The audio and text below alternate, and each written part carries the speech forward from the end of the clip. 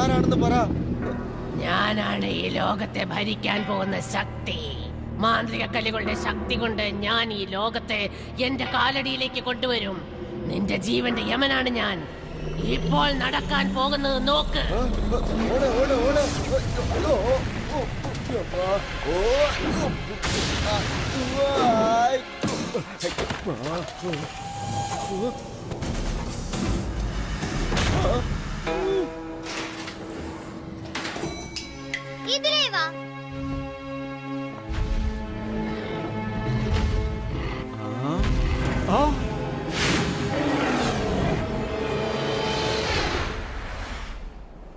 Julie, ആ മൃഗം എങ്ങനെയാണ് പറന്നത്? ശരിക്കും ആ മൃഗത്തിന് പറക്കാൻ പറ്റില്ല. മാന്ത്രിക കല്ലിന്റെ ശക്തി ഉപയോഗിച്ചാണ് പറക്കുന്നത്. എന്താ? എന്തുകൊണ്ടാണ് അതിന് ശരിക്കും പറക്കാനാവില്ലെന്ന് പറഞ്ഞത്? നിങ്ങൾക്ക് മനസ്സിലായില്ലേ?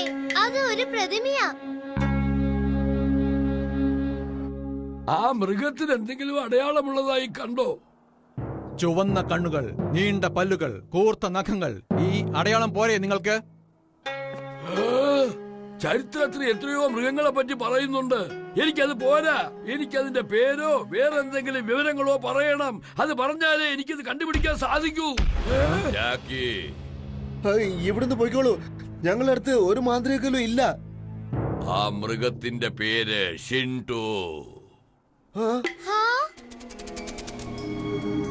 ഷിൻടു എന്നൊരു മൃഗം പണ്ടുകാലത്ത് തന്റെ നാട് ഭരിച്ചത് അതിക്രൂരമായിട്ടായിരുന്നു. അതിന്റെ ക്രൂരത സഹിക്കാനാവാതെ പ്രജകൾ അതിനെ തടവിലാക്കി. അതിന് ശക്തി നൽകിക്കൊണ്ടിരുന്ന 12 മാന്ത്രിക കല്ലുകൾ പ്രജകൾ 4 ഭാഗത്തേക്കും വലിച്ചെറിഞ്ഞു. സ്വന്തം വർഗത്തെ സംരക്ഷിക്കാനും തന്റെ പദവിയെ സംരക്ഷിക്കാനും വീണ്ടും വരുമെന്ന് ഷിൻടു ശപഥം ചെയ്തു. പ്രതികാരം വീട്ടുവന്ന് ശപഥം ചെയ്ത ഷിൻടു ഏഷ്യക്കാരെ കുറേശ്ശെയായി നശിപ്പിക്കാൻ പോവുകയാണ്.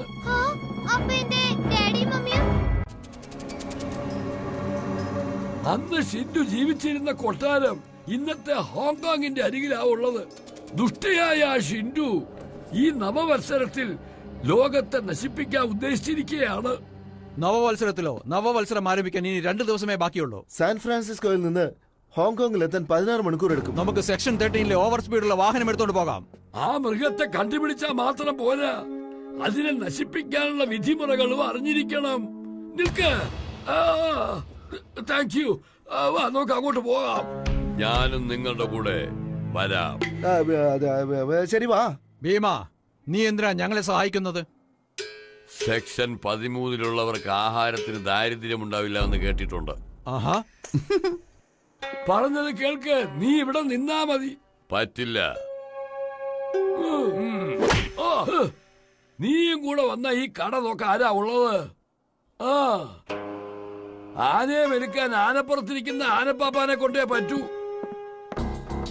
ആപത്തിലിരിക്കുന്നവരെ നമുക്ക് ഉടനെ രക്ഷിക്കണം. ജാക്കി, ഞാനും കൂടെ വരും. നമ്മളുടെ സൂപ്പർ ടീമിൽ എനിക്ക് പങ്കുണ്ട്. എന്താ ഒന്നും പറയാത്തത്? ജൂലി, ഞങ്ങൾ എന്താ സിനിമ കാണാൻ പോവുകയാണോ? ഞങ്ങൾ പോകുന്ന ജോലി ഭയങ്കര അപകടം പിടിച്ചാണെന്ന് നിനക്ക് തന്നെ അറിയില്ലേ?